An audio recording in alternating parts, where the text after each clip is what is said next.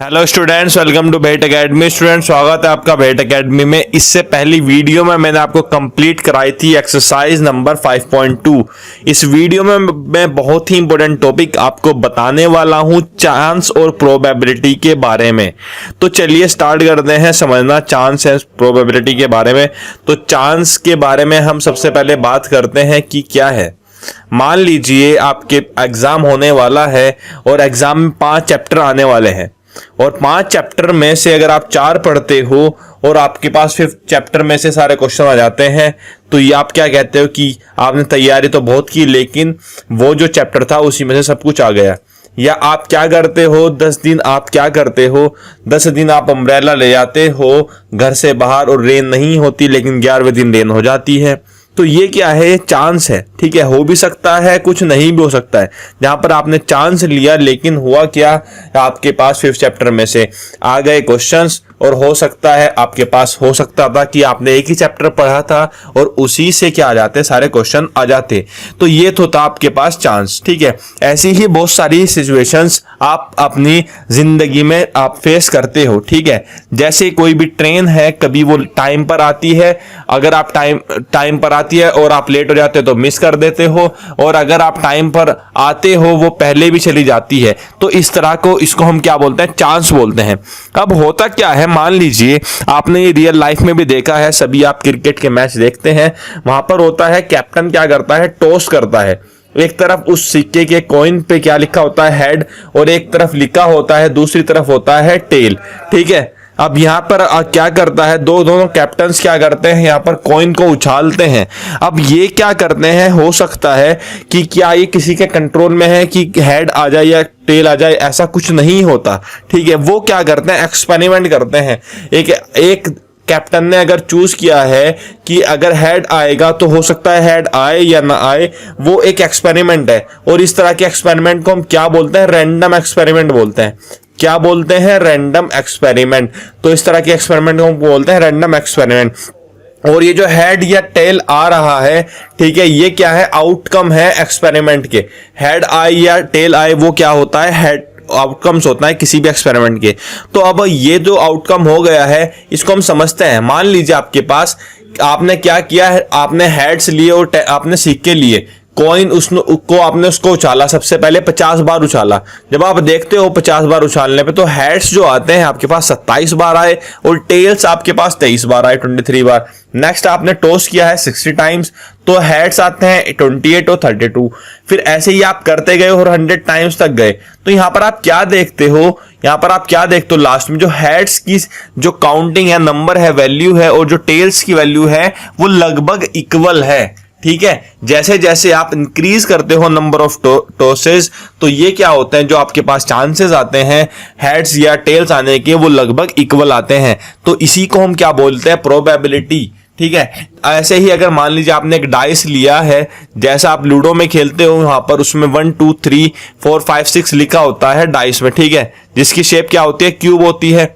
ऐसे ही इसमें 2 3 4 5 6 लिखा होता है। अब हो सकता है आप उस डाइस को जब फेंकते हो, थ्रो करते हो, तो किसी भी नंबर के आने की जो प्रोबेबिलिटी होती है वो इक्वल होती है। ऐसा नहीं है कि कोई नंबर ज्यादा बार आ सकता है कि 1 ज्यादा बार आ जाए और 2 ज्यादा बार हो जाए, ऐसा कुछ नहीं होता है। ठीक है, तो जैसे ही आपने यहाँ पर क्या किया, अगर आपने एक डाइस थ्रो करते हो आप, तो 1 भी आ सकता है, 2 भी आ सकता है, 3 भी, 4 भी, 5 भी और 6 भी, और ये सभी क्या होते हैं, आउटकम्स। ठीक है, ये पॉसिबल है। ठीक है, 1 2 3 4 5 6। ऐसे ही कॉइन के केस में हेड या टेल जो आता है वो भी क्या होता है, आउटकम होते हैं। अब ये आपको पता चल गया है आउटकम्स के बारे में, और आपको ये भी पता चला कि जो चांसेस होते हैं वो इक्वल होते हैं। अब मान लीजिए आपके पास एक कोई भी एक कॉइन को थ्रो करता है, तो कॉइन में क्या आ सकता है, हेड आ सकता है या टेल आ सकता है, हेड या क्या आ सकता है, हेड या टेल।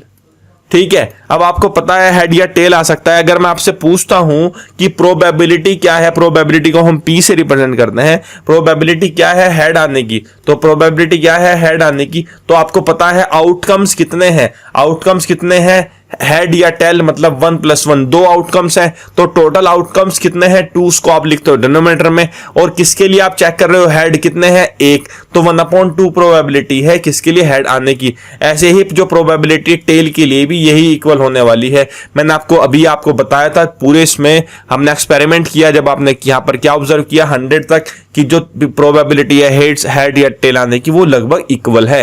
ठीक है, वो इक्वल होती है, इस तरीके से आपको पता चला। ऐसे ही अगर मैं डाइस के बारे में बात करता हूं, डाइस में क्या होते हैं 1 2 3 4 5 6।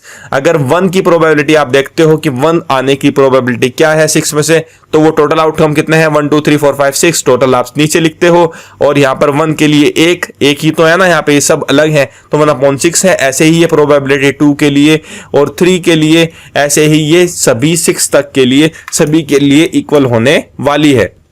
तो अभी आपको पता चला हेड आए या टेल आए तो मतलब इक्वल प्रोबेबिलिटी होने वाली है।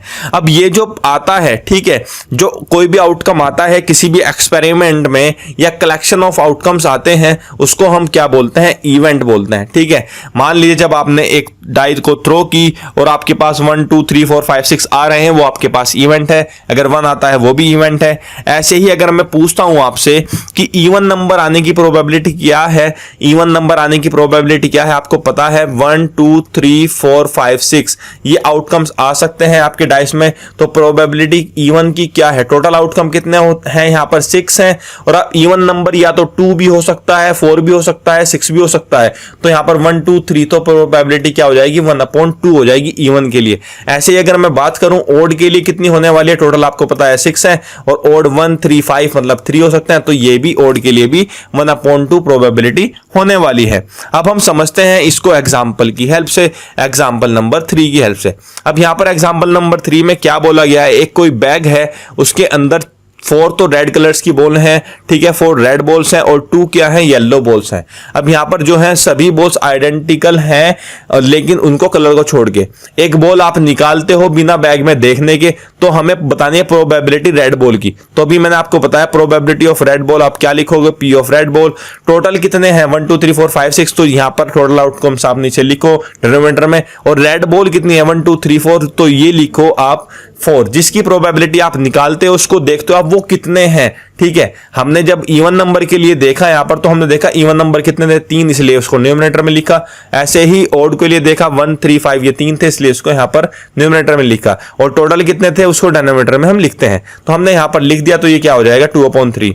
अब हम क्या कहते हैं, इन्होंने पूछा है क्या ये ज्यादा है या कम है किससे, येलो बॉल के लिए। तो येलो बॉल के लिए हम निकाल लेते हैं, येलो बॉल के लिए प्रोबेबिलिटी क्या होने वाले, टोटल आउटकम्स कितने हैं, टोटल कितने हैं 6 हैं, और यहां पर आपको पता है येलो के लिए क्या हो जाएगी 2, तो ये 1/3, और आपको पता है 1/3 का मतलब होता है 0.33, और यहां पर ये 66.66, तो यहां पर ये 33.33% प्रोबेबिलिटी है येलो बॉल के लिए, और रेड बॉल के लिए 66.66 प्रोबेबिलिटी है। तो मतलब आपको पता है रेड बॉल के आने के चांसेस ज्यादा हैं और येलो बॉल के आने के चांसेस कम है। आप देख भी सकते हो एक बॉल है, आप एक बैग है उसमें 6 बॉल्स रखी हुई हैं, 4 रेड हैं और 2 येलो हैं, तो कौन सी बॉल जल्दी से आ सकती है, चांसेस किसके ज्यादा है रेड बॉल के।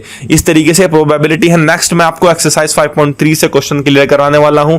वीडियो पसंद आई है तो लाइक करो, चैनल को सब्सक्राइब करो, और सभी वीडियोस पूरी क्लास 8 की मैथमेटिक्स और साइंस की वीडियोस आपको चैनल पर मिल जाएंगी। डिस्क्रिप्शन में लिंक है, आप चेक कर लीजिएगा। Thank you.